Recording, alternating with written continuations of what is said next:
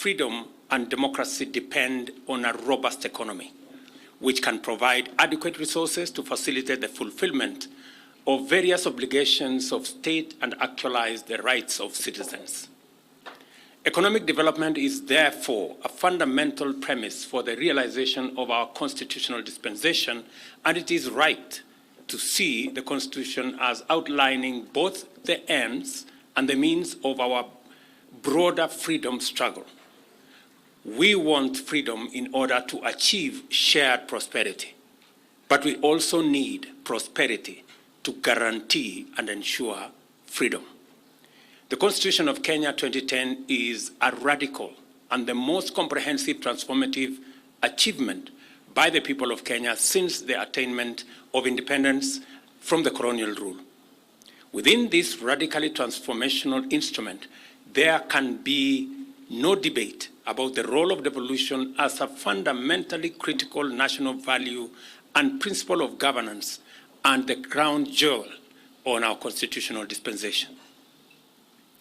Ladies and gentlemen, I believe that our country's fortunes, to a decisive extent, are dependent on how we manage the devolution of national power and resources. Devolution actually goes to our viability as a political community, stability as a nation, and sustainability as the collective socio-economic project of the people. My support for devolution, therefore, anchored on the understanding that the flourishing of our grassroots is a precondition to national economic transformation, and that bottom-up sharing of duties and benefits, obligations and rights is the fundamental common denominator of both the devolved system of governance and our bottom-up economic transformation agenda. While devolution is a national value that must inspire all our actions, devolved governments are the focal points of the devolution project, whose role becomes more and more vital as the full implication of our constitutional dispensation becomes defined.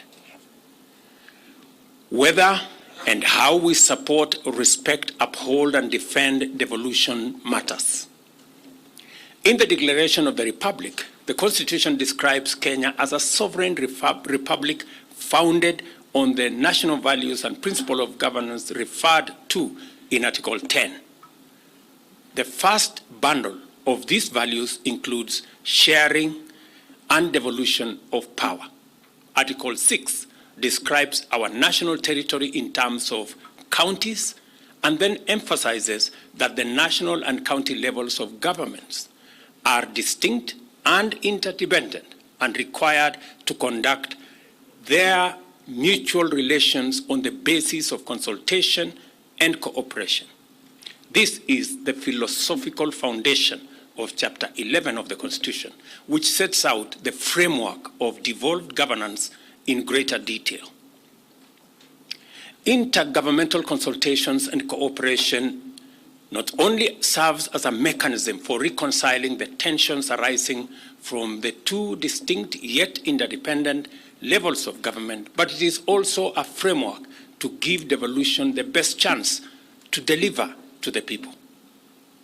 I believe in the power of intergovernmental relations to anchor devolution and also facilitate national socio-economic transformation.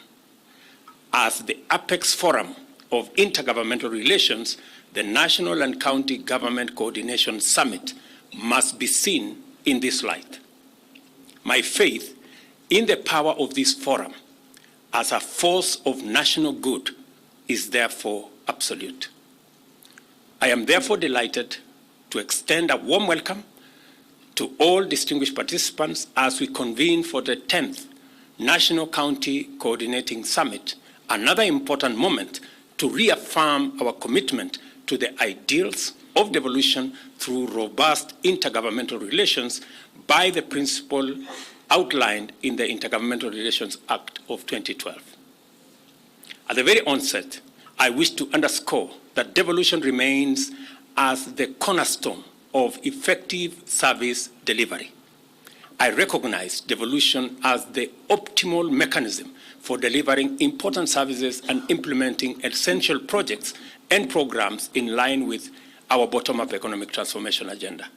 At the same time, I am proud to note that my administration has made substantial progress in promoting devolution as a principle and value, pursuing it as a policy and strategic objective, and consolidating the gains of devolution, notably through the following interventions. For the first time since the advent of devolution, the National Treasury has endeavored to disperse all the allocations to counties as at the end of financial year 2022-2023.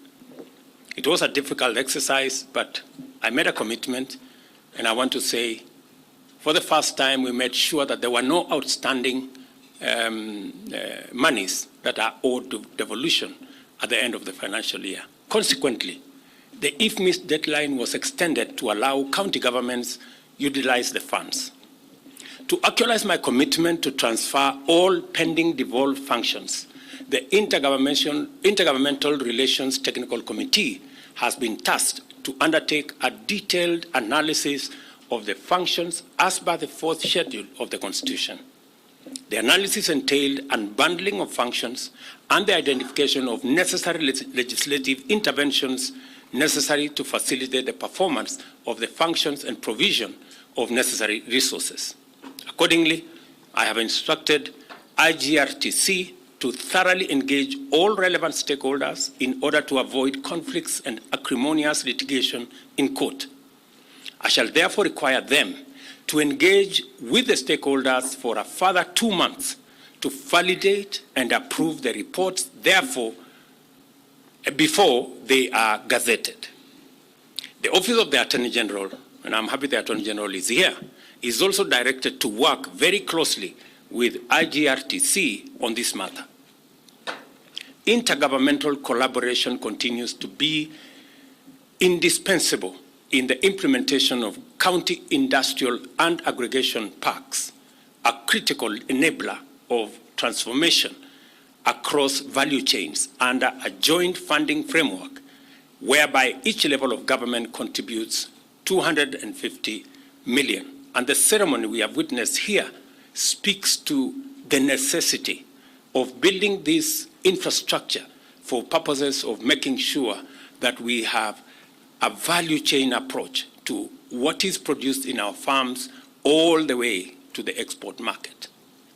We are united in the vision that the CAIPs shall propel local economic growth, ensuring value addition, market linkages, and industrialization. And let me also report that in my visit to India last 2 weeks, we managed to agree with the Indian government for support for our county aggregation and industrial parks. And they are going to extend a facility of 10 billion shillings for value addition infrastructure in our county aggregation and industrial parks. Under the economic stimulus program, the national government has set aside 5.2 billion in the current financial year for the construction of markets. This joint intergovernmental program is expected to develop 400 markets across the country. Currently, 22 markets are under construction, 179 have been advertised, and 5 are currently undergoing design. Further, the fertilizer subsidy program, which has revitalized the agriculture sector by enhancing production and food security, is a shining testament to the synergy between the two levels of government. So far, 5 million farmers have been registered and have benefited to a great extent from the program, and I wish to express my profound appreciation to the county governments for ensuring the fertilizers were delivered to the last mile. To provide inclusive, effective, and accessible healthcare to our people, we have implemented far-reaching reforms in the health sector. Consequently, I recently assented to 4 crucial laws which are expected to anchor the implementation of universal health coverage affirming our commitment to transform healthcare. Additionally, 100,000 community health promoters were deployed with the support of county governments and equipped as frontline players in delivery of preventive and promotive healthcare as opposed to the curative healthcare. I commend county governments for collaborating with the Ministry of Health on this agenda as agreed in the 9th summit. I am proud to announce that we have made significant progress in the implementation of our affordable housing program, which is now firmly underway in various counties.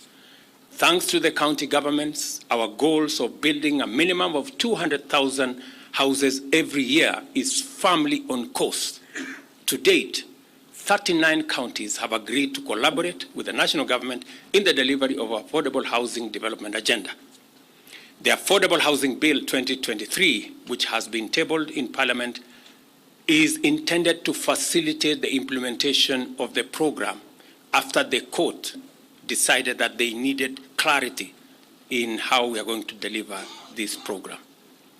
The catastrophic effects of the ongoing El Niño rains, particularly in parts of eastern and coastal regions and northeastern, are challenges that demand immediate attention and bold, effective solutions and innovations to alleviate the suffering faced by our people. Counties have the responsibility of providing and offering the necessary support to your residents.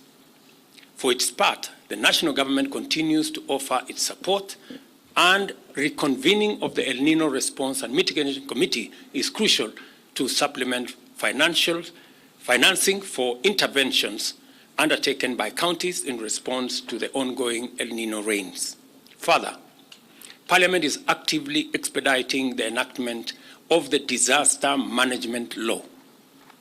I also take this opportunity to call upon the Council of Governors to collaborate with the national government in hastening the implementation of resolutions made during our 9th summit, as well as various IBEC resolutions of the Intergovernmental Budget and Economic Committee and enhance citizen services. County governments are encouraged to advance strategies for environmental conservation, sustainable use of natural resources, including the protection of wildlife migration corridors, and participating in the 15 billion tree planting initiative. I take this opportunity to thank all the county governments for their support extended so far, as they have enabled us make every corner of Kenya green. Further, the national government will allocate a grant of 250 million to the remaining 29 counties through the supplementary budget in the financial year 2023-2024 for the implementation of the county aggregation and industrial parks. We also aim to fast-track the signing of financing agreements for negotiated programs like Kenya Urban Support Program 2, facilitating inclusion in the Additional Allocation Bill 2023. I take this opportunity to affirm my commitment to the enhancement of our engagements through the summit by convening biannually in February and November, and gladly note that the IGRTC has already prepared summit's administrative guidelines and a calendar to guide future summit meetings. I applaud you for that as the IGRTC. This will deepen consultation and cooperation between national and county governments, solidifying the country's devolution agenda. In conclusion, I express gratitude for your commitment and pivotal role in fostering intergovernmental relations. Together, let us remain steadfast in unlocking the transformative promise of devolution. The dividends of our collective efforts are evident and should affirm, encourage, and inspire us as we proceed along our path towards forwards into a prosperous future for all. I continue to encourage all of you to refer any issues, disagreements, and misunderstandings that may arise in the course of the execution of our various roles to alternative dispute resolution mechanisms as the first opportunity to resolve them. I am therefore encouraged to note that most counties are now referring their disputes from the courts to the IGRTC for alternative dispute resolution. I once again wish to thank you for your commitment to actualizing sound intergovernmental relations. Together, let us remain resolute in leveraging devolution's potential to its fullest for the benefit of all Kenyans, all the way from the grassroots at the bottom of the socioeconomic pyramid. The dividends of effective collaboration between the national and county governments are evident and should be the guiding beacon for our collective efforts. Ladies and gentlemen, welcome to this meeting. I have been informed by the chair that most of the issues are already by and large agreed, and therefore we will take as much time as we need to make sure that we conclude the balance of the issues, and I look forward to a wonderful deliberation. Thank you very much, and God bless you.